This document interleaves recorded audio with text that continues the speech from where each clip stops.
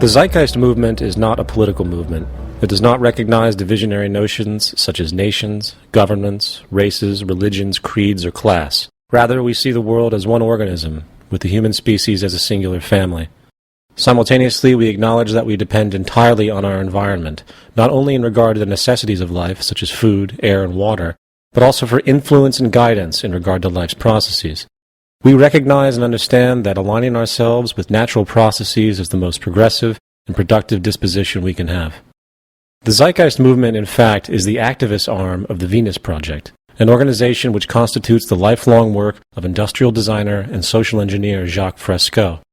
Simply put, what the Venus Project represents and what the Zeitgeist movement hence condones could be summarized as the application of the scientific method for social concern. One of the greatest discoveries of humankind, which has allowed for tremendous advancement in our abilities on this planet, has been the understanding and application of science. Through the humane application of science and technology to social design and decision-making, we have the means to transform our environment into something exceedingly more balanced, organized, humane, productive, and most importantly, sustainable. As many are aware at this time, both our societal integrity and ecological integrity are in serious question. The current economic system is falling apart at an accelerating rate, with the prospect of worldwide unemployment and destabilization occurring possibly on the largest scale ever seen. Simultaneously, we are courting the point of no return in regard to the destruction of the environment. Given the current state of affairs, many of which will be addressed in the first part of this presentation, the viewer should find that we not only need to move in another direction, we have to. In order to understand where we are and how we have gotten to this point in history, we need to address those societal attributes which have greatly affected our social conduct. The most important observation in this regard is our use of a monetary system. In this section, we are going to address the mechanisms of our world monetary system, pointing out the consequences this type of organizational structure has produced. These consequences include 1. The need for cyclical consumption, denoting the economic requirement that products and services are perpetually bought and sold regardless of quality and waste. 2. The abundance of scarcity, denoting how resources, goods, and services are deliberately made scarce to ensure profitability within the supply and demand equation. 3. The priority of profit, denoting the vast corruption commonplace in the world due to the need to generate income. 4. Fiscal manipulation, denoting how the central banking systems of the world work to control the economy for the benefit of their corporate constituents and establishment power. 1. The need for cyclical consumption. The roles of people in a monetary system are basically broken into 3 distinctions: the employee, the employer, and the consumer.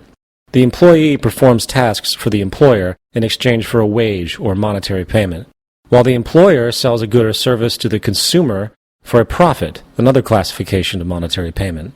In turn, both the employer and the employee function as consumers, for the monetary payments they obtain are used to purchase goods and services relevant to their survival. This act of purchasing goods and services is what allows the entire system to perpetuate, thus allowing for the employer and employee to make money and thus continue consuming. In other words, it is the requirement of perpetual or cyclical consumption that keeps the entire economy going. If consumption was ever to stop, the whole system would collapse. This produces 2 severe consequences for society. 1.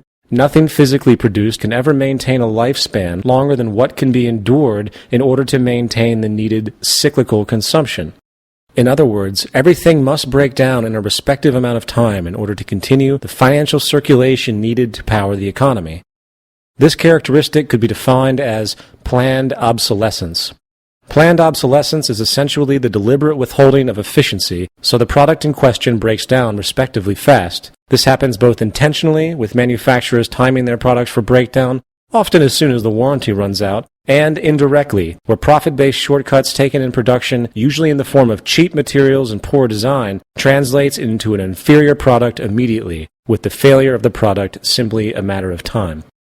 The second consequence is that new products and services must be constantly introduced regardless of functional utility, generating endless waste.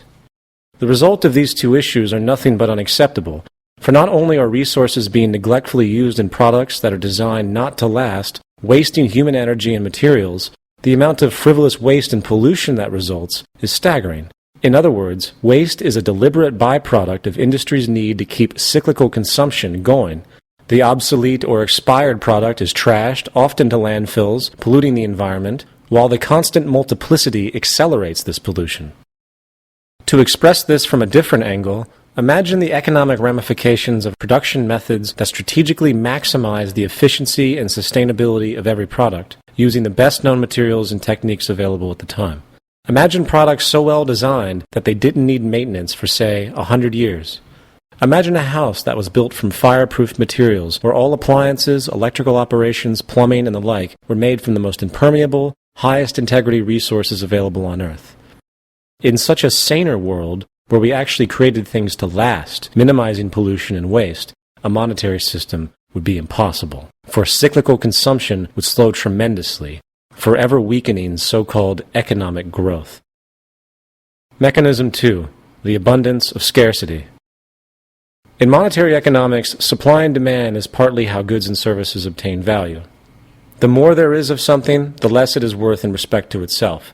If we woke up one day and, for some reason, hypothetically speaking, there were only 100 oranges left in existence with no possibility to grow more, the value of those oranges would skyrocket, for they are now extremely scarce. In other words, it is profitable for resources to be scarce. If a company can convince the public that their product is rare, the more they can charge for that product. This provides a strong motivation to keep items and resources scarce. The ramifications of this are psychologically profound, for if companies know they can make more money by having their items scarce, the propensity to deliberately limit production or be dishonest about available resources is high. This means that the monetary system rewards mechanisms that inherently discourage abundance and equality. Even more offensively, profit can actually be made as a result of scarcity generated by environmental pollution, such as what is now happening with our water supplies. This creates a perverse reinforcement of indifference to environmental concern by industry, for the more damage there is, the more profit that can be obtained by offering solutions. And this leads us to 3, the priority of profit. A monetary system's foremost motivating principle is profit, or more generally, income. All people must seek out a strategy to acquire money. A wage earner seeks out the best possible pay he can get for his services, while the employer seeks to constantly reduce costs in order to maximize their profit. This competitive mentality extends into all facets of society, and it should be no surprise that those who are in positions of great wealth are often the most ruthless and indifferent. Now, before we move any further into the negative consequences of the profit priority, let's first consider what many think to be the good side of this system: incentive. As the theory goes, the need for profit provides a person or organization with motivation to work on new ideas and products that might sell in the marketplace. In other words, the assumption is that if people were not motivated by their need to obtain money, nothing would be invented and little social progress would be achieved.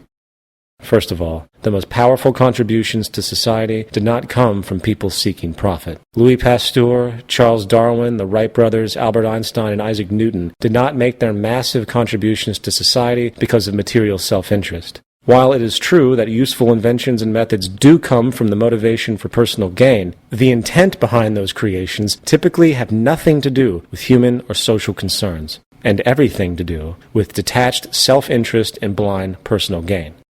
The pursuit of profit almost always comes before human concern, and a simple glance at the cancer-causing preservatives in our foods, the planned obsolescence of nearly everything manufactured, along with a healthcare industry that charges $300 for a single antibiotic pill, will indicate that the profit incentive is actually a detriment. Problems in our monetary-based society will only have resolution if money can be made from solving those problems. Now, more specifically, to put the spectrum of monetary-derived corruption into a workable perspective, we will divide these behaviors into 3 classifications: general crime, corporate crime, and government crime. General crime in a monetary system ranges from petty theft to illegal sales to fraud to violent robbery. This byproduct of the system is often not given the thought needed to understand its source, for many tend to dismiss these so-called criminals as some kind of social anomaly. The reality is that the stress, conflict, poverty, and thus deprivation generated by the monetary system itself is the foundational cause.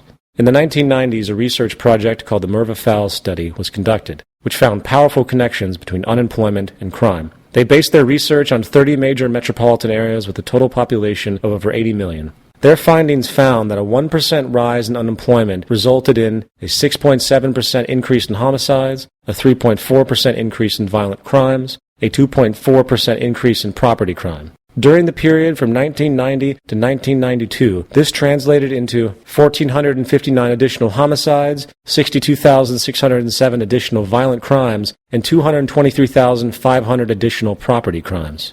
This is very revealing. A person living in a deprived environment with little resources, poor education, and few opportunities for work will simply do what they need to in order to survive, while the neuroses generated from the stress of the situation often leads to violent and socially offensive acts. In other words, the environment is creating the behavior. Corporate crime.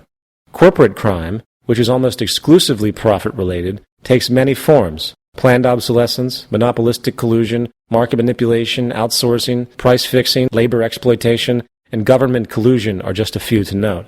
From Enron's deliberate shutting down of California's power plants to boost its energy stocks, to the Bayer Corporation's knowing distribution of HIV-tainted drugs, it should be clear to most people that corporate crime is constant and oftentimes much more insidious than general crime, for the repercussions tend to affect very large groups of people. The corporate criminal's need to secure profitability is no different in basis than the general criminal's need to survive. While the latter typically commits crimes to live, the former commits crimes to further secure their positions of power, lifestyle, and wealth. It is based on fear. The notion of greed, which manifests from a perpetual insecurity derived from the fear of losing what one has, serves as the motivating factor for most corporate crimes. This neuroses is perpetuated and reinforced by what we could call the luxury stratification that the monetary system creates. For in this system, there is a never-ending progression of products available as one's purchasing power increases. And then there's government crime. Government crime is one of the more complex and difficult forms of conduct to consider, for perception of government is highly modified by the prevailing values this ruling class perpetuates through society. For example, patriotism is often used to encourage support for war, making people feel like they have an obligation to agree with the government's decision. That being said, let's take an objective look at what government within a monetary system actually is and represents. The central role of government is basically the invention of regulatory legislation and policies to handle the functioning of society. Idealistically, the broad interests of the public would be the first priority of government. Unfortunately, as history has shown, this is not, and has rarely been, the case. Rather, government as we know it is actually a parent corporation to all the other corporations working within the country's economy. This, of course, makes sense, for the value of any nation is really determined by the state of its economy. This means that the government has a vested interest in the economic position of its nation, most specifically, with those interests that benefit them directly. Lobbying and contributions in America alone constitute billions of dollars a year, and this money is given entirely under the pretense of putting the donating party's agenda in action. Now, while the examples of government and corporate collusion are vast, the greatest monetarily derived crime of government is its use of war for the benefit of its corporate and financial constituents. In the words of two-time Congressional Medal of Honor recipient Major General Smedley D. Butler, war is a racket. It always has been. It is possibly the oldest, easily the most profitable, surely the most vicious. It is the only one international in scope. It is the only one in which the profits are reckoned in dollars and the losses in lives. Accelerated industrial creation, military contracts, reconstruction contracts, energy and resource acquisition or theft, high-interest, austerity-driven World Bank and private bank loans for post-war economies are just a few of the highly profitable mediums utilized. The true motivation for war today is actually threefold: industrial commercial profit, maximized for the elite; resource acquisition or theft, as was the case with Iraq and Afghanistan; and strategic geopolitical alignment to increase the ease of further industrial profit and resource theft. War is probably the greatest sickness caused by the desire for wealth and power. Government, with its team of brainwashed assassins on hand, is involved in the ultimate form of self-preservation, and as long as the resources of the world remain hoarded and restricted for the material benefit of a few, this pattern of war will never end. Now, these classifications of corruption are only a generalized grouping. Vast nuances of human behavior and everyday life are also very much poisoned by this mechanism for profit. For if you look closely enough, you will see that nearly every act of strategic monetary gain is corrupt by its very construct. It is just accepted as normal by the conditioned culture. And 4. Fiscal manipulation. The currency used today is fiat, which means its value comes essentially from government decree. Monetary value in the fiat system is actually derived from how much money is in circulation within an economy, generally speaking. Just as with any natural resource, the more money that is in circulation, the less each unit of fiat currency is worth. When less money is in circulation, it makes each unit worth more respectively. This phenomenon could be called inflation and deflation, generally speaking. Now, the increase in the supply of money available in an economy is called monetary expansion, while a decrease in the supply of money is called monetary contraction. Generally speaking, the expansion period is usually associated with so-called economic growth, for more money is available and able to be put to use, and often more jobs are thus created. Conversely, monetary contraction is often called a recession or depression, for money is drying up, and hence there is less money to put to use, so jobs are lost and companies fail. Economic growth is typically defined as the increase in the amount of the goods and services produced by an economy over time. However, let it be understood that economic growth is really a zero-sum game. There is no such thing as true economic growth in and of itself, for the underlying mechanism is based almost entirely on the amount of liquidity or money in the system. In other words, if I counterfeit $100 million and give it to you to start a business, and you buy and fix up an old building, hire a team of employees, and start to produce a product that the public buys, this would be considered an expansion of the economy. You have invested in real estate, increased the employment rate, and created new products that others buy, therefore exciting the circulation of currency, hence the consumption cycle. Now, what if the authorities found out that all the money you had used was actually counterfeit, and thus they shut down the whole operation? This would be a contraction of the economy, for the money thus vanishes. Your employees would be laid off, the building foreclosed upon, and the production halted. One should ask, what was the real growth? If the increase or expansion in the supply of money can result in the creation of jobs and production, while the decrease or contraction results in the loss of jobs and production, what exactly was gained and lost? What was the point? Let's now consider how money is created and regulated by the government and its central bank. For this example, we will use the United States and its central bank, the Federal Reserve. The expansion and contraction of the money supply is what really creates the so-called business cycle you hear about in classic economics. This cycle is largely controlled and manipulated by the central bank by way of interest rates. An interest rate is a fee charged to a borrower for the use of credit, or an amount of money. All money in the U.S. economy and virtually every other economy in the world is created out of debt through loans. Every dollar in someone's wallet is borrowed from the banking system. This is important to understand. All money is created out of debt. Thus, the rate by which the money comes into existence depends on how much a person is willing to pay in interest to acquire that loan. The commercial banks base their interest rates on values set by the central bank. When the Federal Reserve lowers its interest rates, so do the commercial banks, and credit or borrowing becomes less expensive. When the Fed raises its rates, credit becomes more expensive, and hence borrowing slows. The point here is that the Federal Reserve has the power to influence the interest rates of all banks. This translates into the power to control the amount of money being borrowed, and hence the amount in circulation, and, to a certain degree, control over the growth periods and recession periods known as the business cycle. Why does the Fed need to control this? It basically comes down to controlling debt and inflation. If the money supply was allowed to constantly increase or expand, it is simply a matter of time before the market becomes saturated with excess liquidity, stifling the resulting economic growth. This will lead to inflation, depreciating the value of the currency, raising prices. Likewise, since outstanding debt is directly proportional to the money supply because money is created out of debt, the more an economy expands, often the greater the debt that is created. This sets up an inevitable systemic crisis, for the money needed to pay the interest charged on the loans does not exist in the economy outright. Therefore, there will always be more outstanding debt than money in existence. And once the debt grows larger than a person or company can afford, defaults begin, loans slow, and the money supply begins to contract. This particular scenario of debt overpowering and nullifying expansion could be termed financial failure, very simply. And this leads us to the next section. In this section, we will discuss the nature and ramifications of the current worldwide economic collapse and how it has been compounded by the gross selfishness and social irresponsibility of the government and corporate powers. Then, more profoundly, we will discuss the role technology is having in displacing workers and the powerful changes this phenomenon is going to force in the world economy at large. 1. Beyond irresponsibility.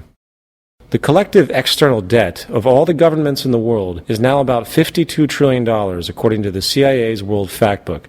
Of the roughly 203 countries in the world today, only 4 do not owe others money. The United States alone has over $12 trillion of this debt as of January 2009, and a study authorized by the U.S. Treasury in 2001 found that in order to keep servicing the debt at its current rate of growth, by 2013, income taxes would need to be raised to 65% of one's income. The whole world is basically bankrupt. But how? How can the world as a whole owe money to itself? Obviously, it's all nonsense. The monetary system is nothing more than a game. Those in positions of social power alter the rules of the game at will. The nature of those rules are guided by the same competitive, distorted mentalities that are used to compete in everyday monetary life. Only this time the game is rigged at its root to favor those who actually run the show. For example, if you have $1 million and put it into a CD at 5% interest, you are going to generate $50,000 a year simply for that deposit. You are making money off of money itself. No invention, no contribution to society, no nothing. That being denoted, if you are a lower or middle class person who is limited in funds and must use credit cards and get interest-based loans to buy your home, then you are paying interest to the bank, which the bank is then turning around and using, in theory, to pay the person's return with the 5% CD. What the bank is basically doing is stealing from the working poor to pay the leisurely rich. Simply put, the social stratification we see in the world today is maintained and guaranteed by the monetary system's underlying mechanisms. That reality aside, let's return to the subject of the so-called business cycle. When money is added to the money supply, that money is then typically put to use for some reason. Very often these reasons include starting a business, buying a home, investing in the stock market, etc.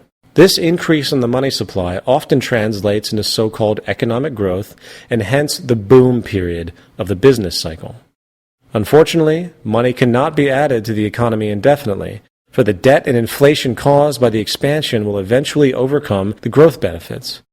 When problems begin to arise after periods of monetary expansion, such as rising debt levels, slowing people's desire to take on new loans, the central bank and government regulators have basically two choices. They can either, 1, attempt to continue the expansion by infusing even more money, often by lowering the interest rates, making credit cheaper, or 2, let the contraction, hence recession, run its course, raise the interest rates, and bring the economy back to some kind of equilibrium.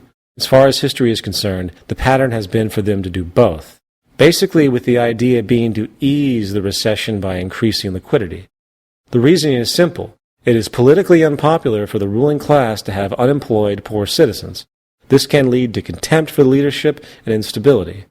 Therefore, there is always the game of placating the public with false security in order to avoid the truth coming out about the inherent dysfunctionality of the monetary system itself. The result of this easing of the contraction simply delays the inevitable, and since the U.S. government has eased virtually every contraction period since the Great Depression by infusing more money into the system, a doomsday scenario likely awaits. The big contraction, and it might be happening right now. As noted earlier, money cannot be added into the economy indefinitely, for the debt and inflation caused by the expansion will eventually overcome the growth benefits. This is what is now happening on a massive scale, and no intervention to ease this crisis is likely to work. Why? Mainly because the debt levels are way too high. The total debt of the U.S. government plus its citizens' private debt was about $53 trillion in 2007. This is simply an absurd amount of debt. The total U.S. money supply, M3, was only about $12 trillion in 2007, while the annual GDP of the U.S. was only about $14 trillion. Unfortunately, there is very little the U.S. government can do to stop this large contraction if they adhere to the tenets of the monetary system. Even with the insertion of tens of trillions of dollars, it cannot compensate for the imbalance. Plus, if they did this type of liquidity injection, the result would simply exaggerate the stagflation we are now seeing, where inflation and economic stagnation occur simultaneously. 2. The ultimate outsource. Now, in response to these issues, very often people suggest monetary reform as the solution. These suggestions often include going back to the gold standard, outlawing interest, shutting down the Federal Reserve, giving the power of printing money back to the government, etc. While these reforms and others all pose logical merits to a certain degree, they do not recognize an overshadowing, little discussed phenomenon that has accelerated since the 20th century, nullifying the monetary system in and of itself: the replacement of human labor with machines. At the core of the economic system itself is the mechanism of labor for income. Our entire economic system is based on human beings selling their labor as a commodity in the open market. If humans do not have the option to work for a living, then the monetary system as we know it is over. No one can buy goods if they don't earn money. Companies cannot afford to produce if the consumer has no purchasing power to buy anything. As John Maynard Keynes disdainfully pointed out, we are being afflicted by a new disease, of which some readers may not yet have heard the name, but of which they will hear a great deal in the years to come, namely technological unemployment. This means unemployment due to our discovery of means of economizing the use of labor outrunning the pace at which we find new uses for labor. While politicians, business leaders, and labor leaders bicker over issues they claim are responsible for the growing unemployment in the world, such as foreign company outsourcing or immigrant labor, the real cause is going unaddressed in the public debate, and that is technological unemployment. Since market capitalism is built upon the logic of reducing input costs to increase profits, the inclination to replace human labor whenever possible by machine automation is a natural progression of industry. After all, a machine doesn't need to take breaks, it doesn't require health insurance or benefits, and it isn't a part of a demanding labor union. A simple glance at U.S. historical labor statistics by sector shows the pattern of machine automation replacing human labor definitively. In the agricultural sector, almost all traditional workflow is now done by machine. For example, in 1949, machines did 6% of the cotton picking in the South. By 1972, 100% of the cotton picking was done by machines. In 1860, 60% of America worked in agriculture, while today it is less than 3%. When automation hit the U.S. manufacturing sector in the 1950s, 1.6 million blue-collar jobs were lost in 9 years. In 1950, 33% of all U.S. workers worked in manufacturing, while by 2002 there was only 10%.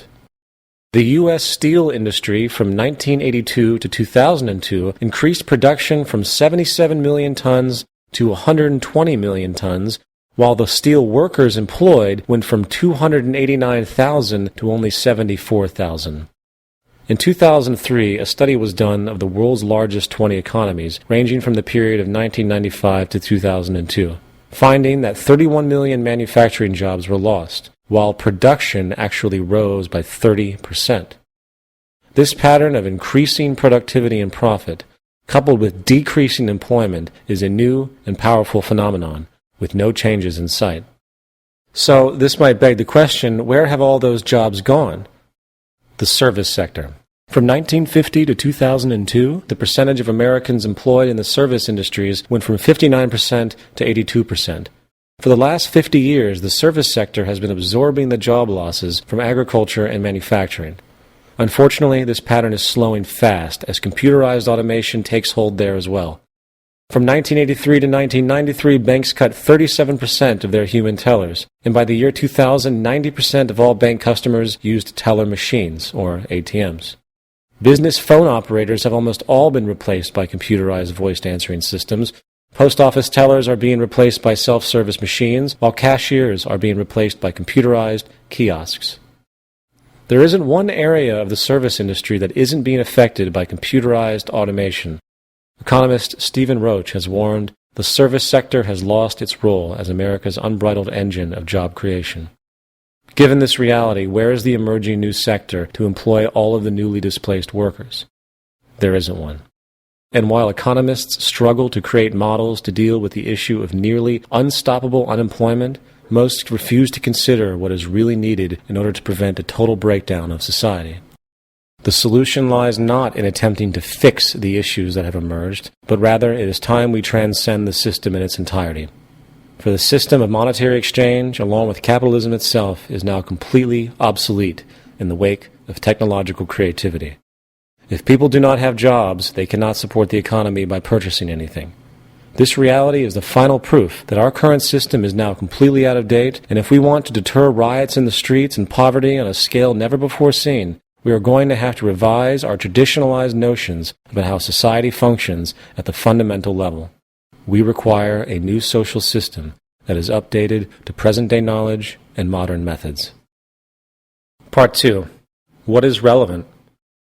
In this section, we will discuss the idea of natural law, specifically pointing out the symbiotic and emergent nature of the physical world, the scientific method, which is the most effective technique of decision-making we have to date, and the important concept of dynamic equilibrium, which expresses the most foundational ecological factor to our survival.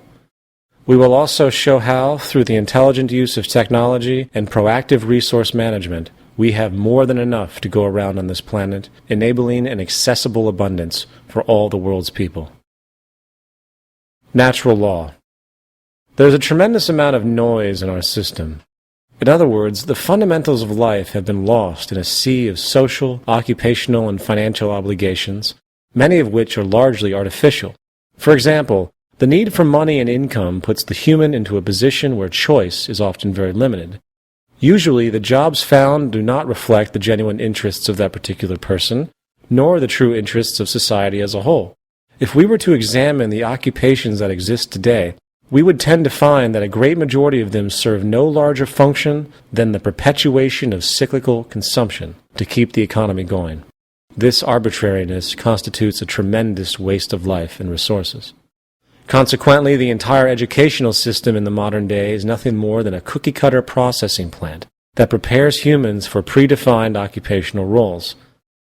This element of human life has become so traditionally ingrained that many falsely consider the nature of having a job some form of human instinct. Even parents will blindly ask their kids, "What do you want to be when you grow up?"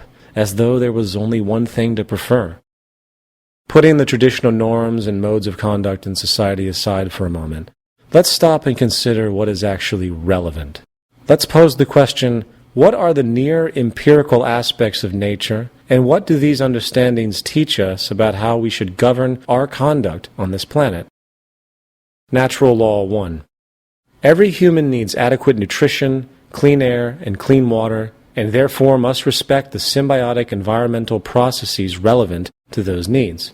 Most people today do not understand or consider the interconnectivity of nature and the chain of processes by which our food, air, and water currently come about. However, if we recognize, examine, and learn from these processes, a logical train of reasoning coupled with suggestive inference will guide us to more appropriate human behaviors that will help fulfill our needs.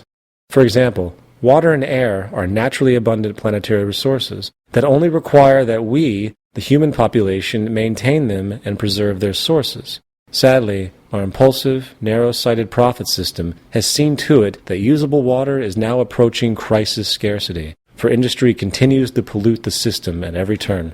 In the United States alone, about 3 million tons of toxic chemicals are released into the environment a year, contributing to birth defects, immune system disorders, cancer, and many other serious health problems.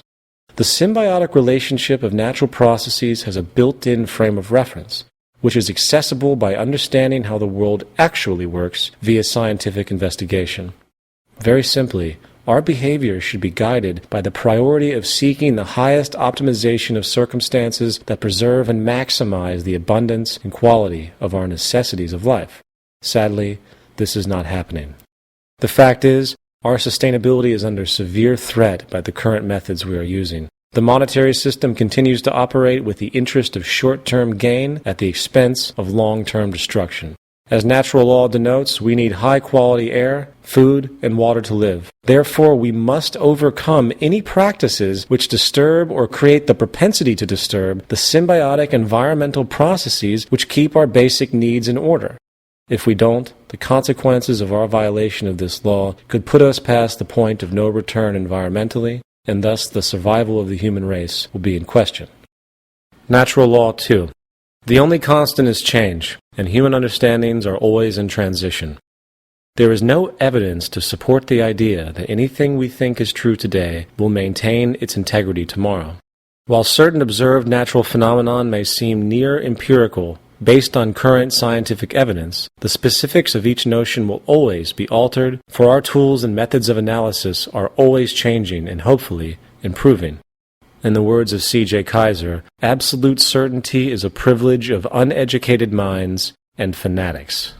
A cursory glance at widely defended historical notions, from the earth being flat to the sun revolving around the earth, teaches us that intellectual change is constant, and in turn, humans must keep as open a mind as possible to new information, even if it challenges that person's sense of identity.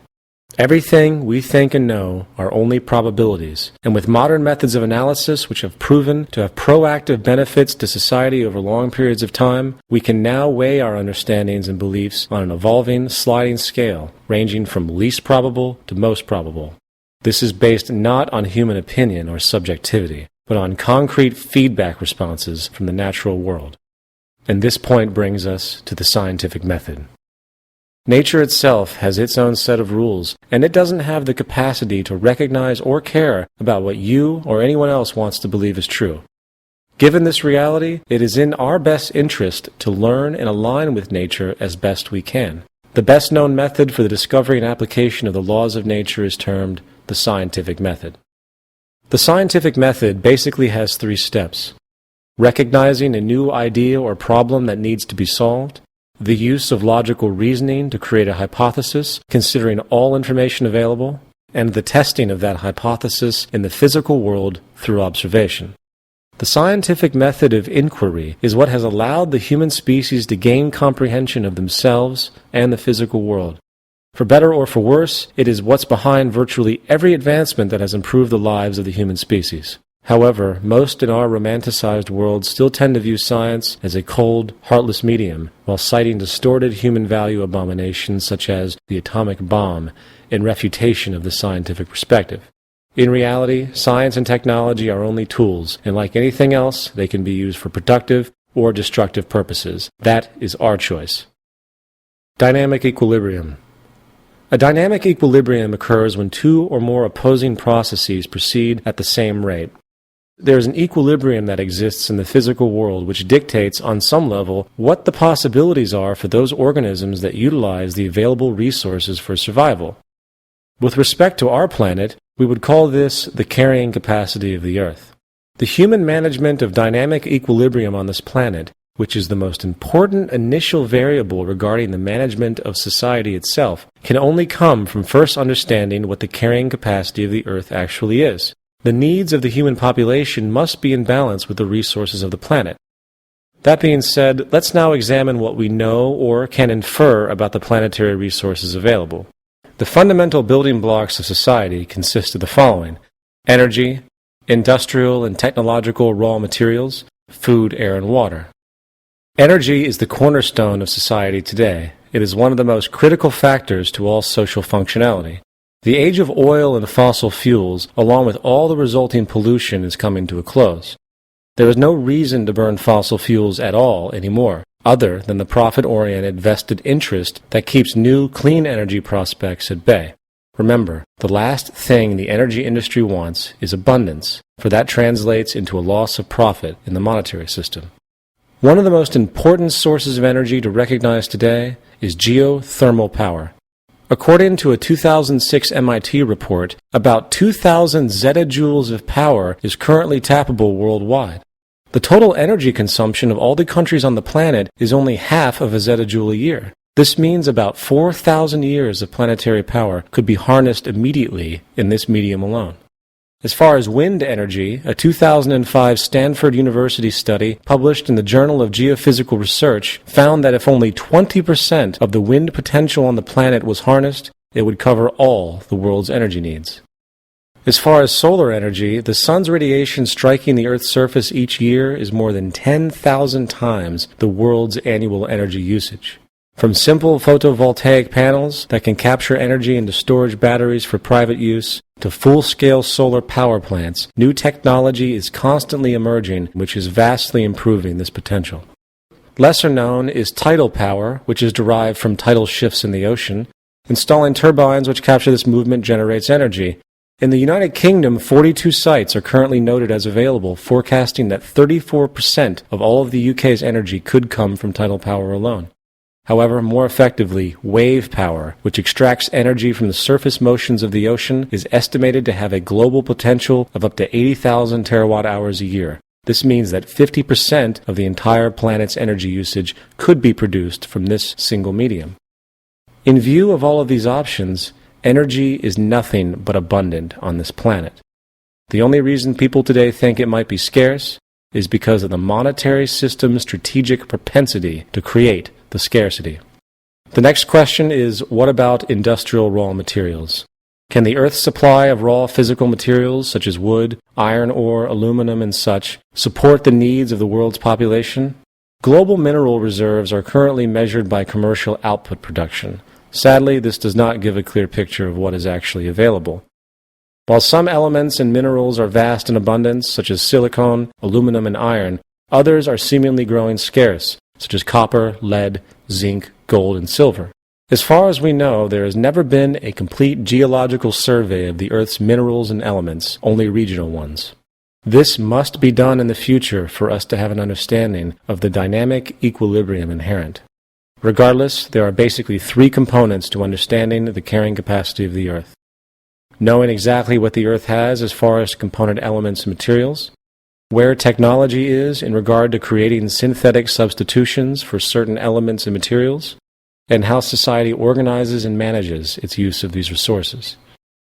The first thing we need to do is have a full survey of all of the planetary resources. This will give us key information on how to proceed with our operations. For example, if we have an acre of land that we want to grow food with, the first thing would be to test the soil to understand what type of propensities it has. This information would have a direct relationship to what can be grown. This would illuminate the carrying capacity of the land, so to speak. In regard to scarce materials, finding substitutions is always an important pursuit. Many scarce industrial materials today now have synthetic counterparts, and the focus of scientific problem solving in this regard is very important. With this understood, we should realize that the scarcity of most raw materials are only as relevant as the amount of work being invested into finding a substitute or workaround. More important than substitutes and workarounds is the very nature of our usage of the planetary resources. Production output in the world today is staggering compared to the past. With the use of technology, we are able to produce more with far less people faster than any other time in history. However, due to the profit system, there are tons of manufacturers producing the same things as they compete for market share. As noted before, the world's people function within a monetary system that rewards scarcity, planned obsolescence, waste, pollution, and multiplicity. The true cause of scarcity on the planet has less to do with the available resources and more to do with our wasteful and exploitive modes of conduct. Virtually no regard is given to conservation or strategic use until it is too late. In a saner society, the raw materials of the planet would be assessed, industry would be organized as a whole to produce in relationship to what was available, and each item produced would be designed to last as long as possible, causing reduced industrial output and hence resource preservation. Now, when it comes to food production and water preservation, the same monetary system problems of pollution, cost-cutting processes, and scarcity come into play. Water covers 70% of the Earth's surface. Technological advancements such as desalination processes can make fresh drinking water both from seawater and even brackish sources using reverse osmosis. This is yet another example of how technology is just as much a part of resource management as resources themselves. The idea that usable water is scarce is true only in relationship to the limited methods we are currently using, coupled, of course, with the gross industrial pollution that goes on daily. Food production is also expanding within the technological spectrum, creating vast new methods of cultivation. For instance, the Earth's surface is indeed being abused, with its precious topsoil being corrupted by different agricultural methods. According to some reports, we are losing topsoil at a rate of 1% a year, while the National Academy of Sciences has determined that the cropland in the U.S. is being eroded at least 10 times faster than the time it takes for lost soil to be replaced. Fortunately, scientists have devised a new form of soilless agriculture called hydroponics. This powerful new medium leaves a sea of options for the human population. For not only in compensating for the damage we have caused, but also by expanding the possibility of when and where food can be grown. With hydroponic agriculture, we could theoretically grow food in the middle of the desert with proper irrigation or by tapping down to the water table. The bottom line is that food, air, and water are only as scarce as we decide they are. If we choose to become intelligent and strategic with our production and preservation methods, while taking full advantage of scientific inventions that maximize our production capabilities, reducing waste and inefficiency, we can provide for the planet's people many times over. The starving children of the world are not so because of a lack of available food. It is their lack of purchasing power, not scarcity, which causes the needless deaths of millions a year. The means for social evolution.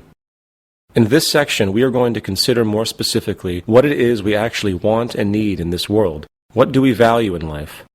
While there are many broad opinions in this regard, most people would prefer that they have clean air and water, nutritious food, material abundance, fast, clean, and efficient transportation, irrelevant education, public health care, the end of war, an environment that enables us to constantly improve our abilities, human extensionality, reduced stress, and reduced crime.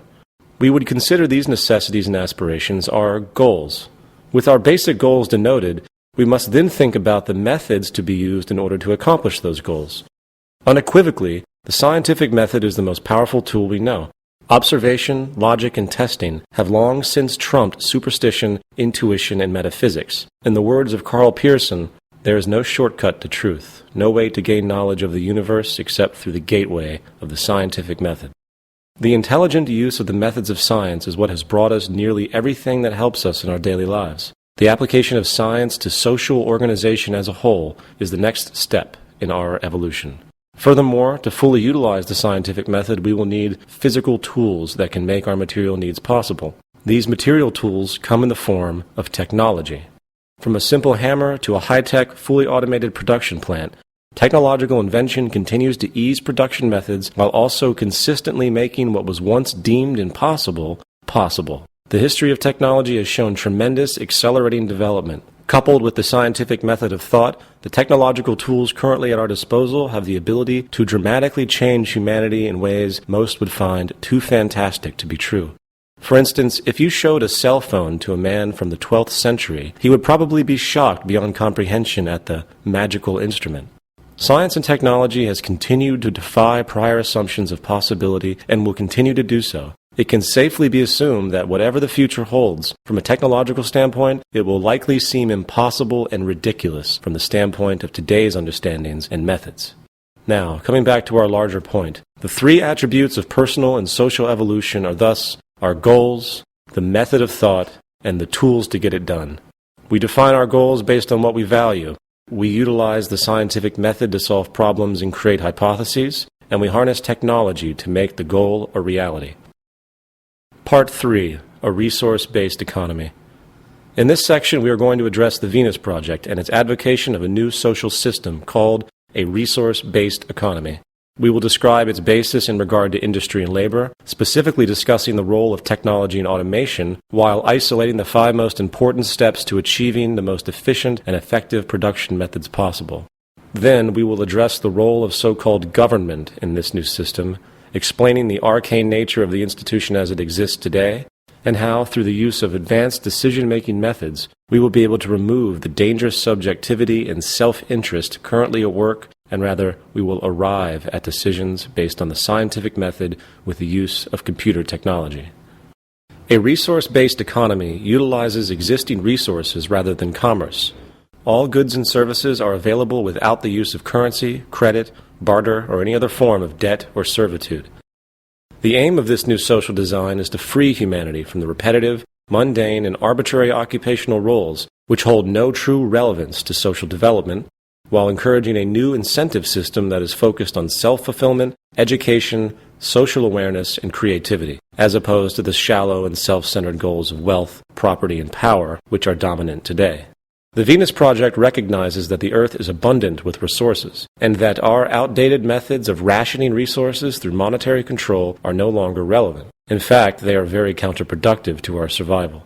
The monetary system was created thousands of years ago during periods of great scarcity. Its initial purpose was as a method of distributing goods and services based on labor contributions. It is not at all related to our true capacity to produce goods and services on this planet. The bottom line is that physical survival and quality of life is based solely on our use, management, and preservation of the Earth's resources. Now, with our ever-growing scientific ingenuity to utilize those resources in the most humane, technologically constructive, and strategic ways, the tradition of labor for money and money for resources now has no legitimate basis. Industry and labor.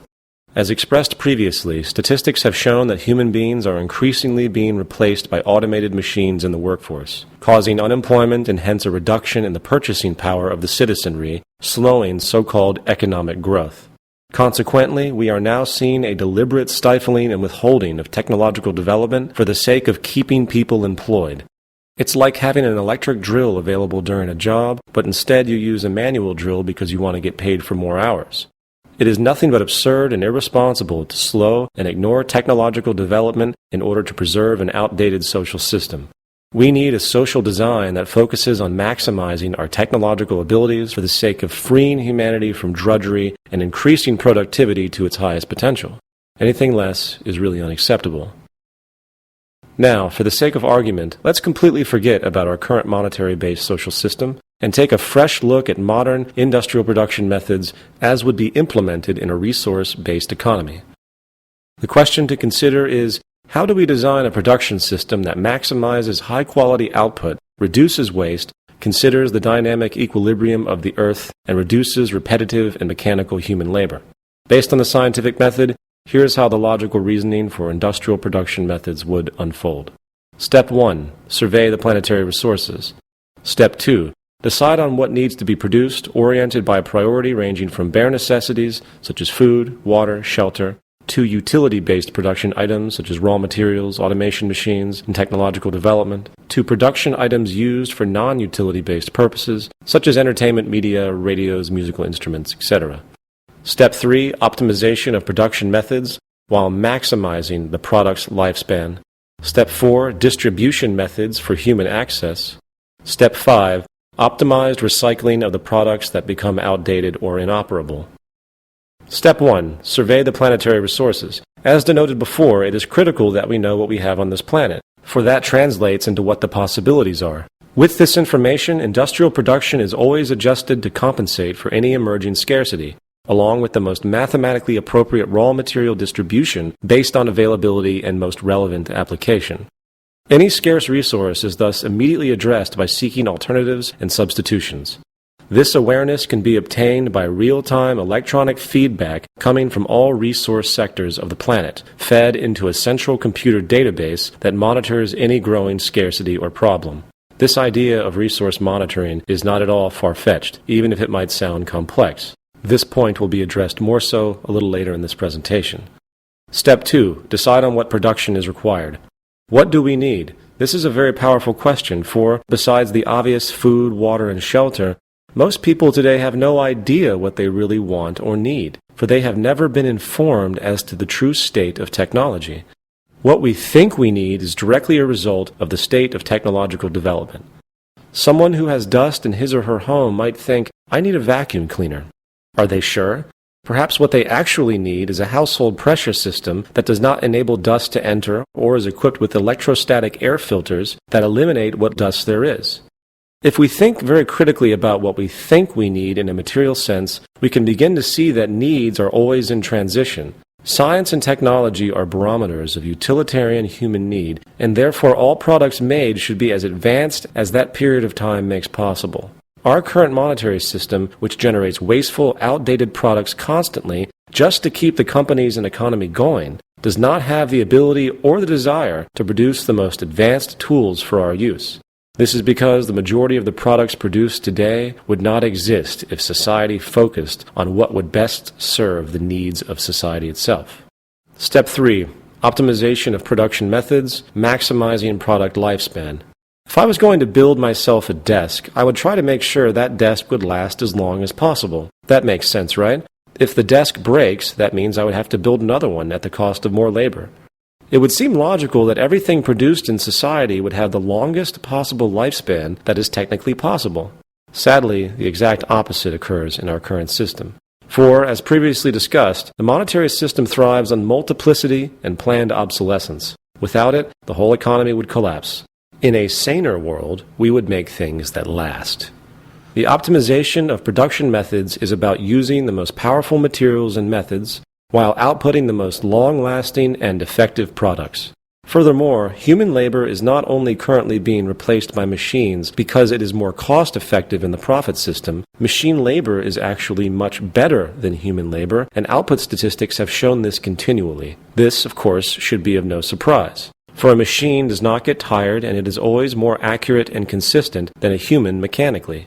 High-efficiency labor automation coupled with the scientifically managed resource abundance will allow for a fluid, near-scarcity-less environment which could be operated by only a small fraction of the population.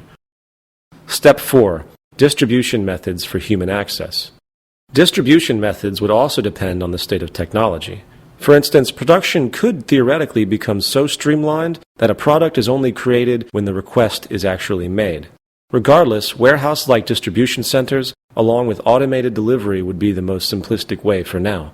Also, since there is no money used in this system, there is little need for a person to hoard their items, and there is also no reason for a person to steal something that is available to everyone, and they certainly couldn't sell it.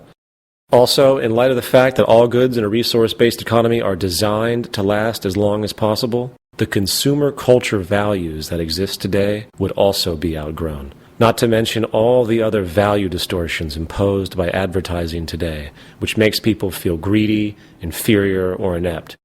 Advertising would not exist in this new system, outside of general product information available to a person who thinks they might need it. To obtain a product, a person would likely just go online, search for the item's functionality, select the item and request it. It would be available for pickup or delivery soon after. Step 5. Optimized recycling of the products that become outdated or inoperable. This step actually begins at the production stage, for each product designed has had incorporated into it the consideration of recycling.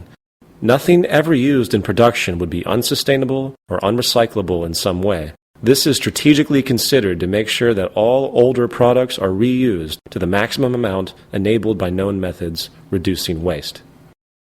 Now, one of the more confusing and difficult components for many to consider has to do with the deliberate focus of using machines to replace human labor whenever possible. The question is always, who will maintain the machines? Machinery today is now being combined with computerization. Essentially, a computer is the brain of the machine, and it instructs the machine what to do. This combination of machine and computer intelligence could be termed cybernation. Cybernated machines today are probably the most powerful and influential invention humanity has ever created. The possibilities of these tools are on pace to changing the entire fabric of society, beginning first with the freeing of the human labor force. In the words of Albert Einstein, ultimate automation will make our modern industry as primitive and outdated as the Stone Age man looks to us today. This reality is not something we should fight. We should embrace it emphatically. Cybernation is the emancipation proclamation for humankind, freeing us from the drudgery of common labor, opening new horizons for human creativity and exploration. These cybernated machines far exceed the physical accuracy and endurance of the human body, while also being able to compute at incredible rates, also far exceeding the computational speed and capacity of the human brain. As far as application, the first step is to ensure that the cybernated machines we devise are of the highest quality components and programming. In order to do this, we would have to outgrow the monetary system, for it perpetuates inferior products for the sake of cyclical consumption. There is no reason why everything in your home, from your refrigerator to your stove to your television to your computer, could not last your lifetime without physical repair. How can that be said with confidence? Because the best materials available on this planet, such as titanium, have sustainable properties that far exceed the life of a person by thousands of years. The cybernated machines would not be bought and sold, they would be built and designed to last. Not only will they have extreme durability and long lifespans, these advanced machines will eventually be able to repair themselves.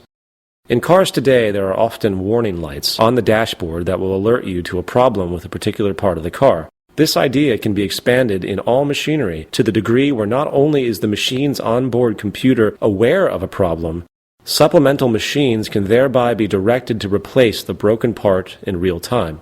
As fanciful as it may seem, self-repairing machines, structures, and even circuits are growing realities. The problem is that the production of such efficiency is not rewarded in the monetary system, so most people in society have no idea of what is actually possible. Furthermore, the role humans will play within this automated system will be that of supervisors, and nothing more. Once a fully integrated, autonomous, cybernated industrial system is set up, it is simply a matter of updating the system and making sure the system is in order. As time moves forward, we can only expect that the rate of our technological capabilities will continue to increase, perfecting this system. Now, while most people today recognize society's use of machine automation in manufacturing and the like, many have a very difficult time seeing how automation can be applied to complex jobs, such as doctors, architects, and the like. In order to consider this, we first have to ask ourselves what the true nature of our occupational roles really are. What exactly is a doctor, a carpenter, a plumber, or an architect? What are they actually doing? They recognize and react to observed patterns. When a doctor examines you, all he or she is doing is mentally referencing what has been learned.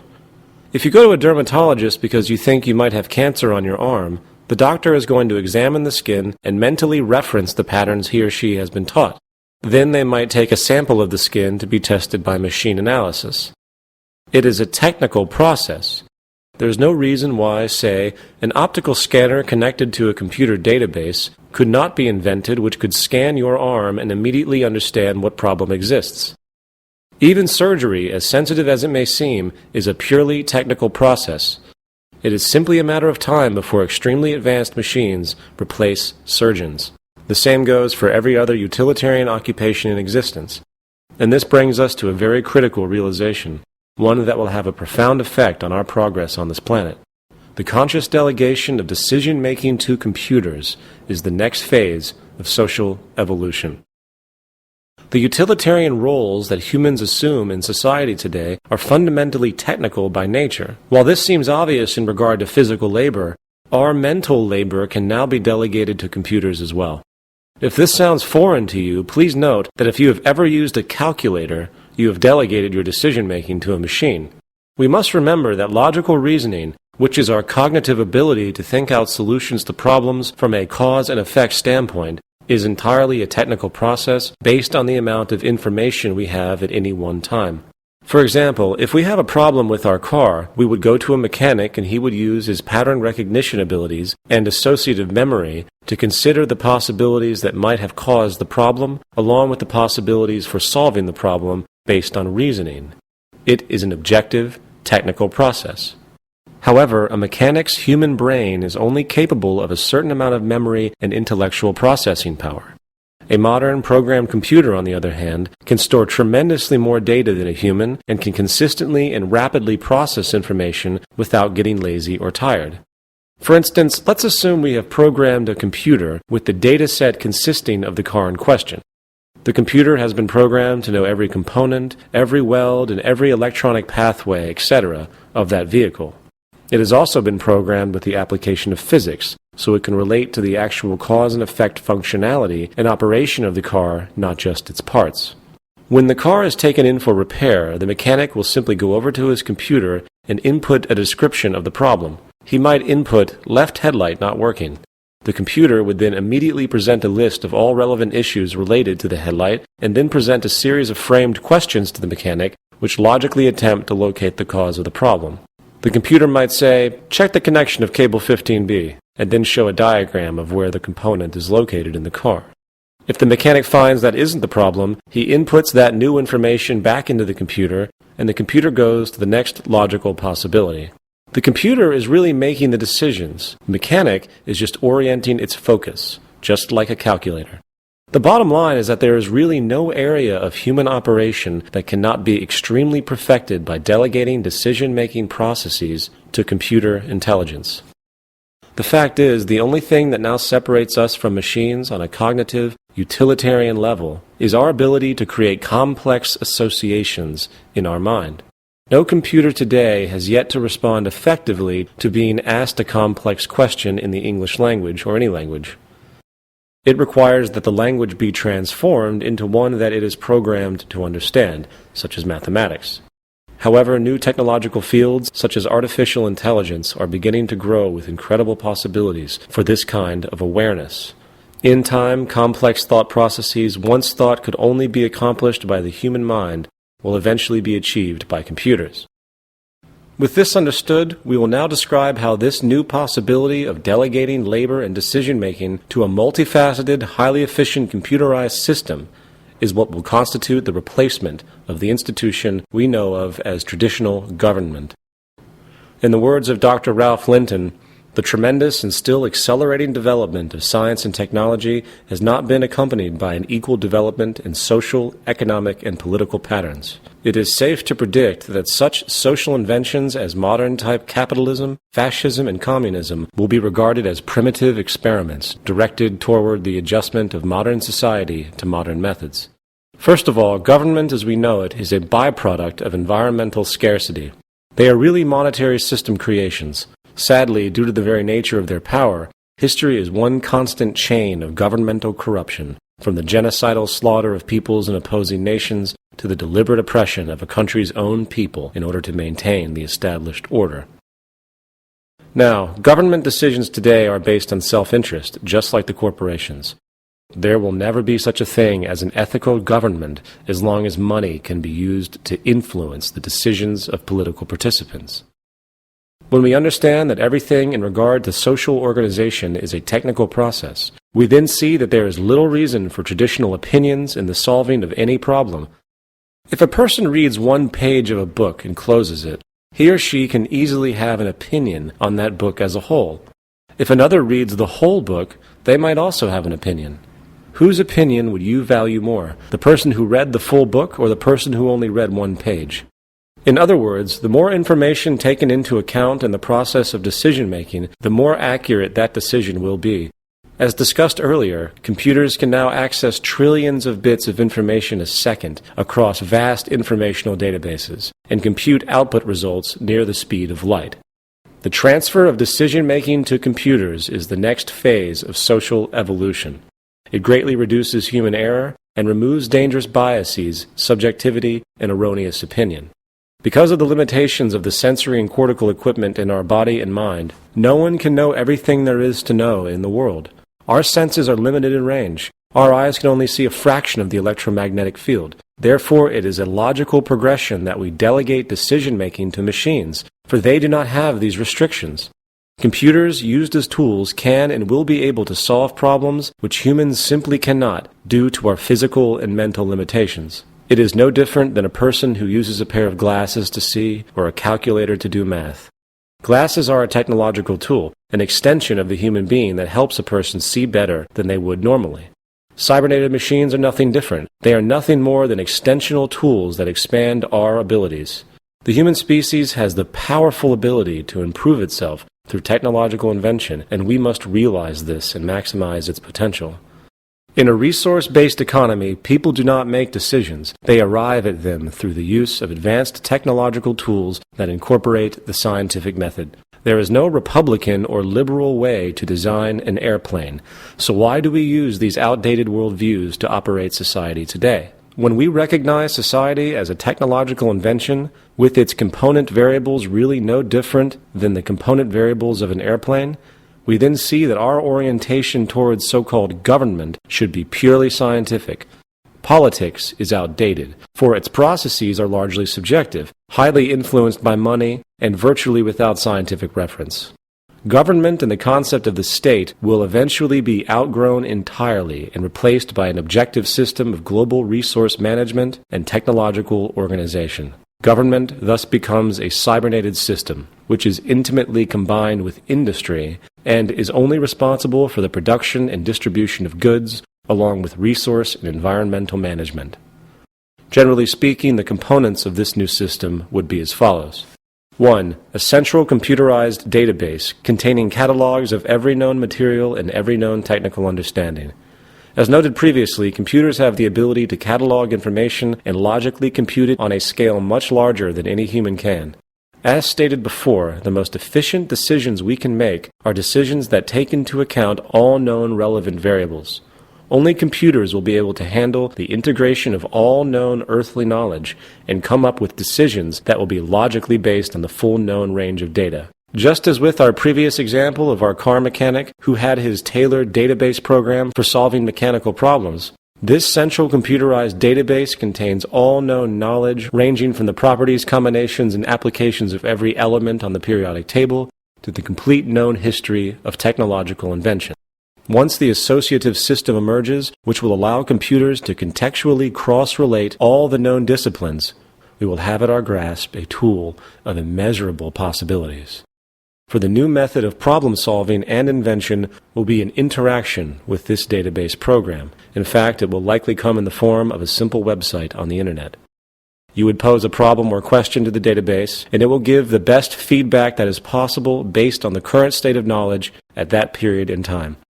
It is no different than interfacing with a calculator, but this new calculator has a powerful associative system and an extensive database of knowledge that can not just understand and compute math. It can integrate physics, biology, astronomy, and every field of science into a concentrated tool. If this sounds like science fiction, you can rest assured that the U.S. military's Pentagon likely already has similar database and decision-making programs, which it uses for war strategies. However, in order for this system to be effective, it must also have real-time feedback input from the planet in order to understand what resources we have so we can account for dynamic equilibrium. Therefore, the central computerized database would lock into an Earth-wide autonomic sensor system with environmental sensors in all relevant areas of the planet, generating industrial electronic feedback regarding resources, operations, and other environmental issues. This holistic system keeps track of all the resources on the planet while also monitoring the Earth for environmental disturbances which humanity should be alerted to. This will not happen overnight, but if we begin with constructing regional systems and over time interlink all the regional structures, it could be created sooner than we think. The interaction of this sensor system will inform the central database program of what is available and what is scarce, while the database will in turn constantly adjust industrial methods based around the dynamic equilibrium on the planet, along with improved technology. Now, even with our understanding of the profound labor-relieving effect computerized automation will have on society, when we finally decide to outgrow our scarcity-based monetary system and focus on the maximization of technological invention and abundance for all the world's people, there will still, of course, be the necessity for human technicians to work within the system, updating it and overseeing its operations. We can consider them interdisciplinary teams. Interdisciplinary teams of technicians oversee the system and help orient research projects to continue growth, efficiency, and social evolution. In an optimized version of this system, no more than 5% of the world's population would likely be needed to run the show. The more optimized and powerful our technology and methods become, the more that number decreases. They would simply work in scientific fields relevant to the functionality of society. Of course, many who hear this often ask, what about democracy? How do I participate in this system? Do we elect the interdisciplinary teams? In a resource-based global economy, the traditional concept of politics, elections, and the like has no relevance or basis. While this notion scares a lot of traditionally minded people, it must be reiterated that our problems in life are technical and are relative only to humanity as a whole. We must also face the fact that so-called democracy in today's world is a complete illusion. It always was. People think they have choice in our current system because they can press a button on a voting machine and put some pre-selected person into power. Once that person is in power, the public then has no say. Did you vote for the space program? Did you vote for the cabinet of a new president? Did you vote for the tax cut? Did you vote for where highways or power grids go? Did you vote for the war in Iraq? No, you didn't. The traditional concept of a participatory democracy is a cruel joke. The game has been used to give the public the illusion of control for countless generations, while the distorted monetary powers at the top continue to do whatever they please. There never was a true democracy in any country in history, and there never will be as long as the monetary system is in operation and scarcity is perpetuated. So then, how would a person participate within a resource-based economy? Well, how would you define participation? True participation in society would entail understanding how society technically worked, and then constructively proposing ideas or innovations to be implemented, created, or altered. The first thing a person would do is interact with the central database, which, as denoted before, would come in the form of an internet web page that every person on the planet has access to. They would then input their proposal. The central database, with its historical knowledge and full integration of all scientific fields, would then analyze the concept for its scientific and technical integrity, along with optimizing the materials required, if necessary, based on current understandings and availabilities. If the proposal is initially accepted by the central database after it examines it for its basic integrity, it would either immediately be put into production, such as would be the case for a desired invention, or it would be turned over to the interdisciplinary teams that oversee the implementation of the new proposal and orient it into the system. The person who submitted the proposal would then become a part of the interdisciplinary team relevant to the idea. These teams would not be fixed, but constantly revolving based on who wants to participate in a given field and what they have to contribute. This is a true election, based on what a person has done, not what they say they will do. Furthermore, the public's fear of traditional corruption will have little basis, for there is no reward for it. The interdisciplinary teams do not get paid in any way, for their worldviews have been expanded to realize that their reward is, in fact, the fruits of the society as a whole, and they contribute because it benefits them directly. While this might sound difficult for those who have been fully indoctrinated into the monetary-based reward system and feel that money is the only incentive there is, let it be known that every day all over the world millions of humans volunteer for the greater good. In a 1992 released Gallup poll, more than 50% of American adults volunteered with no pay for social causes at an average of 4.2 hours a week, for a total of 20.5 billion hours. This is an incredible triumph for the collective human spirit, for even with the sickness of narrow self-interest generated by the monetary system, humans still strive to help each other and give to society without reward. In the future, those who choose to work in the cybernetic industrial system will do so because it is an honor to serve humanity. They will understand that it is in their self-interest in the broadest way to see to it that humanity lives and works together for the greater good. The reward in a resource-based economy would be the continual improvement of society for all. So, participation is open to everyone because all issues are fundamentally recognized as technical. The degree to which a person contributes is based simply on that person's education and the ability to create and problem solve. This is why expanded, relevant education is critical. In society today, the public is always kept uninformed and as dumbed down as possible. This way, the government can maintain control. In a resource-based economy, the goal of the educational system is to produce the most intelligent and aware human beings as possible. Why? Because everyone then has a greater possibility of contributing, greatly affecting our collective social evolution for the better and improving the lives of all. Now, due to the importance of this section, let's recap what we have discussed. Who makes the decisions in a resource-based economy? No one does. Decisions are arrived at by the use of the scientific method, utilizing computers that gain real-time feedback from the environment, along with a central historical database of all known technical information and maintained by revolving interdisciplinary teams. The goal is to increase objective decision-making as much as possible. And when we fully accept that our problems in life are actually technical, the merit of this approach is without parallel. In the end, the only real issues for society and the natural world are 1. The production of goods and services that are equally available to all, 2. Research projects and educational systems to expand our knowledge, understandings, and applications, and 3. The constant monitoring of the Earth's resources and atmosphere for feedback and possible environmental problems. We could address true threats to humanity, such as unforeseen variables like tsunamis, earthquakes, and disease. The only real problems in life are the problems that are common to all humans. Cities and lifestyle.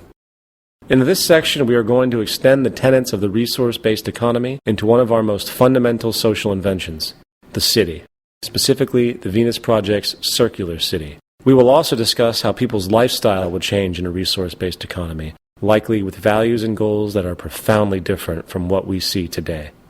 In a resource-based economy, the cities are designed to be extremely flexible, allowing for constant upgrades and changes.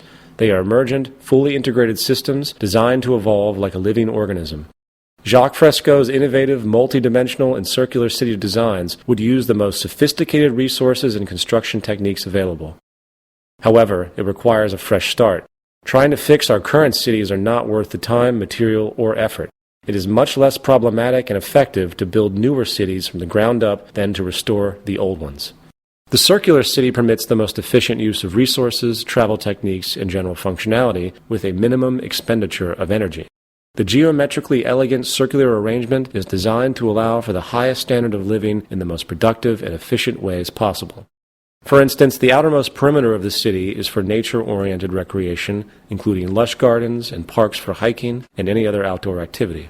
The next intersection is the agricultural belt, using outdoor and indoor agricultural methods so food can be grown all year round. Continuing in, 8 green areas provide clean, renewable energy sources for the entire city. While these energy sources would be region-specific, often these methods will include geothermal, wind, and solar, while those cities close to water will extend to wave and tidal power. The largest of these green areas is also the residential belt. The residences are constructed by extrusion technology and other methods of high-tech prefabrication. The days of bricks and wood being stuck together are no more.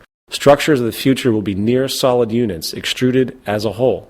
All homes and apartment complexes are also virtually self-contained systems. For instance, the outer surfaces of these new structures serve as photovoltaic generators, converting solar radiation directly into electricity. The homes are fire-resistant, require little maintenance, and are impervious to water and other environmental influences.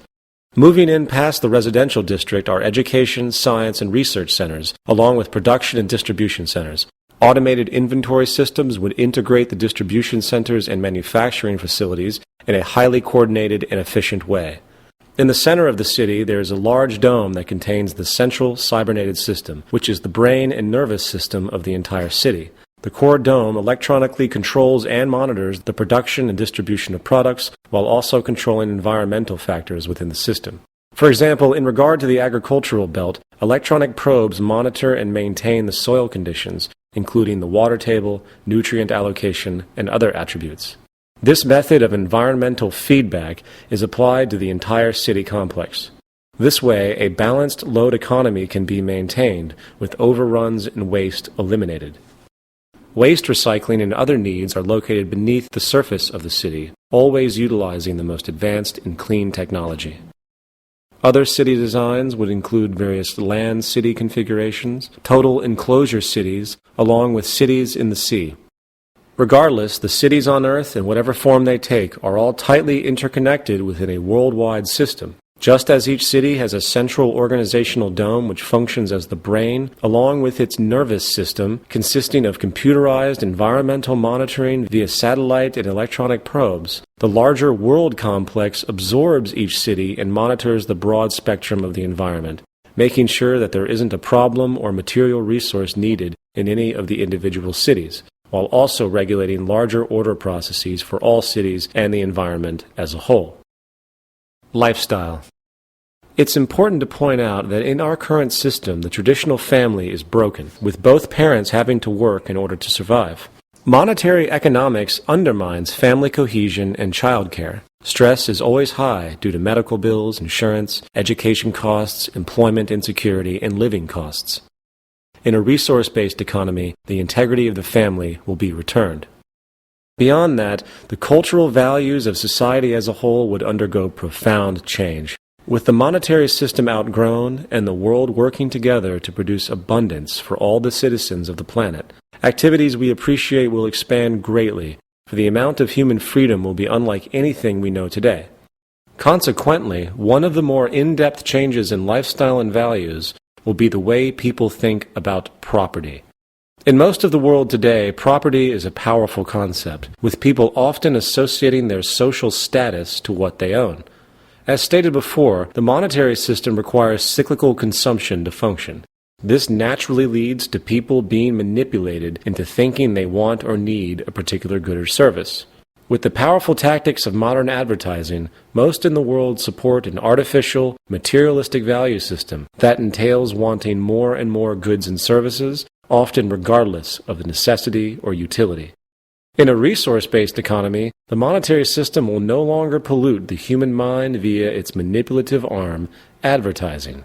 The endless sea of billboards, media commercials, magazines, and the like will no longer poison the landscape or our perceptions. This will cause a dramatic shift in what we find important and hence change our lifestyles.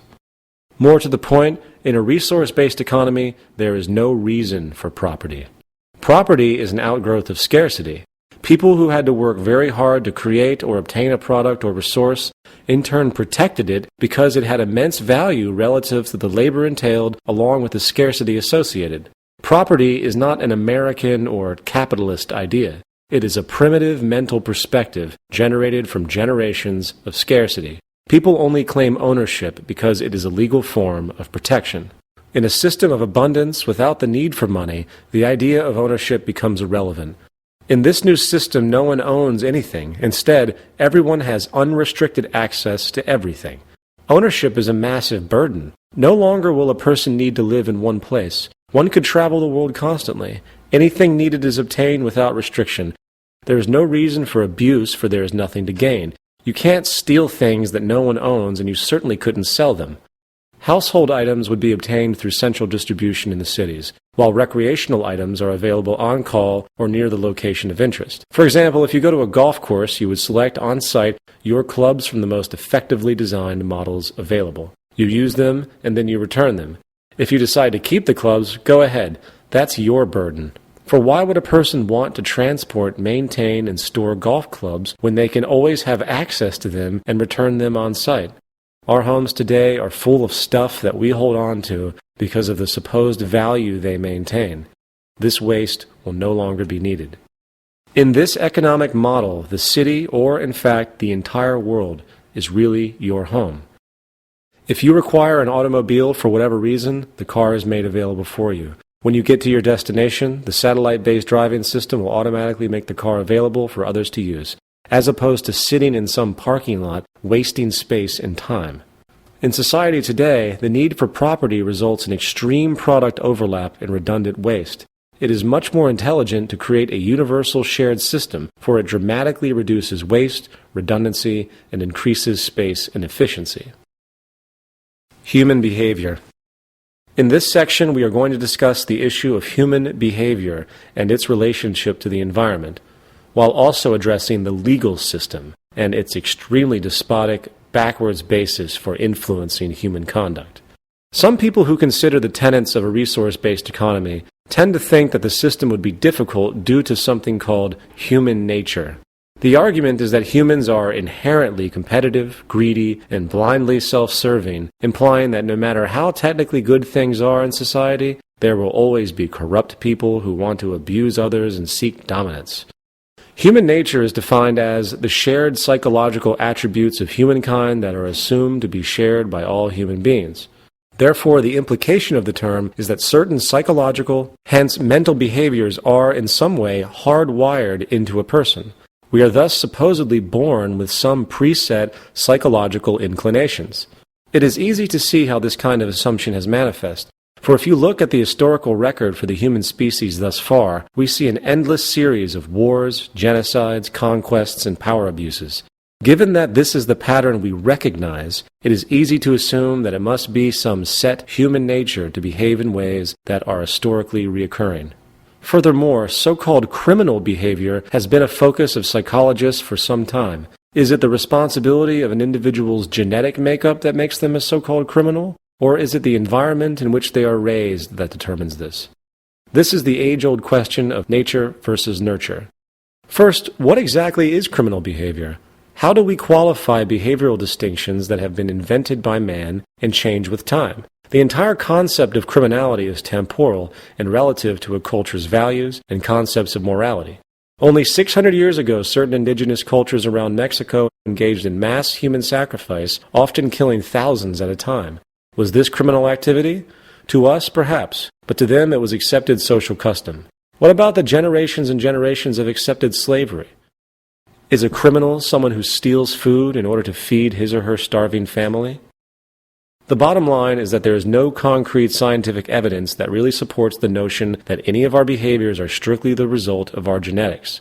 The notion of human nature is largely mythological. It stems from primitive religious dualities that the human is good or evil inherently. The pursuit of people who seek the gene or the like, which is supposedly the cause of a particular behavior, is essentially a form of superstition. It is like a person being possessed by demons, which control their actions. The fact is, while neurochemicals and physiological traits set propensities for a person's reactions and social gravitation, it is the environment that really creates our values and behavior. There is no fixed, predetermined human nature. Our values, methods, and actions are developed and derived from experiences. A Chinese baby taken at birth and raised in a British family in England will develop the language, dialect, mannerisms, traditions, and accent of the British culture. The bottom line is that our behavior is based upon what we learn, coupled with the biosocial pressures that we must deal with in order to survive. As far as society today, the most fundamental condition for offensive behavior is derived from the monetary system. As expressed before, the monetary system perpetuates corruption, stratification, scarcity, and insufficiency. So-called decency cannot exist in a world of competition, wealth imbalance, poverty, and deprivation. The despotic behavior we see in the world today is not the result of ingrained genetic forces. It is essentially a result of years of scarcity and competition. The legal system. In response to this, society today attempts to control people by way of threat, using laws. Laws are nothing more than patches which do not address the root causes of behavior. If a person is arrested for stealing, very little thought is given as to why that person chose to steal to begin with. Rather than consider the root causes, society today takes the easy way out and often removes the so-called criminal via prisons. The source of any so-called crime is really society itself. There is no such thing as a criminal. As repeatedly expressed, the monetary system generates corruption by its very construct. As the Merva and Faust study presented previously clearly shows, socially offensive behavior is directly related to the socio-economic circumstances. The great majority of people in prisons come from deprived socio-economic positions. Therefore, if we want to alter the behavior of people, we have to alter the social conditions. We want to design out the flaws. You don't put up a sign that says speed limit 55 miles per hour for safety. You design the system technically so safety is built in and human error is either greatly reduced or not an option. If you don't want a person to steal, you make what they need readily available to them without the need for debt, subservience, or competition. With the progress of technology today, we have the ability to create a new social system that can allow all people access to the necessities of life without a price tag, debt, or servitude. This will have a profound effect on the way people treat each other and interact in society. A staggering drop in crime would be the result, for most crimes are monetary related. Furthermore, for those crimes that might occur, such as a person who kills another out of jealousy, they would not be treated as a criminal, but rather as a sick patient. Society will understand that people are products of their environment, and rather than condemn the person to a cold, concrete cell, social scientists, psychologists, and sociologists will heavily research the cultural causes that generated the killer's behavior and consider those conditions that need to be altered, often through education. In conclusion, since antiquity, great religious and secular philosophers alike have constantly advocated peaceful, unified ideals for humanity. From Christianity to Hinduism, the idea of seeing others as yourself is a long-standing disposition. Sadly, one glance at society today makes one wonder why the idea of universally valuing and respecting your fellow human being and working together has never taken root. Today's self-interest, money-oriented society creates an environment that refuses to allow for the universal caring and account of another. This system is based on the perpetuation of oneself at the expense of others, and therefore it will never allow for a world of balance and harmony.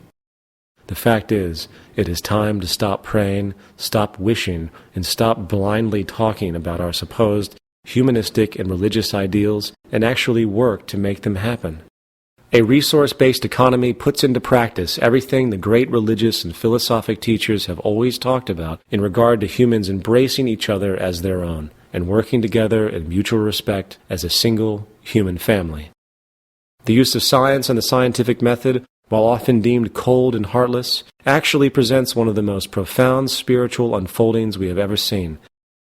While many people look with great awe and respect upon figures like Mother Teresa and her selfless nature, few tend to see Alexander Fleming, the man who discovered penicillin, in the same romanticized way. Penicillin has saved countless more lives today than any charitable idea or organization. The point is that science and technology are divinity in action. We cannot wait for some divine revelation or some great man to guide us. We must realize that we are on our own on this planet, and it is up to us to change the world for the better. It is time we stop pontificating and providing lip service to those spiritual values which religious and secular philosophers have been discussing for millennia and finally put them into practice. Science is the tool for this functional spirituality, and if we work to apply its methods for the betterment of civilization itself, we can reach the spiritual goals we have sought since antiquity.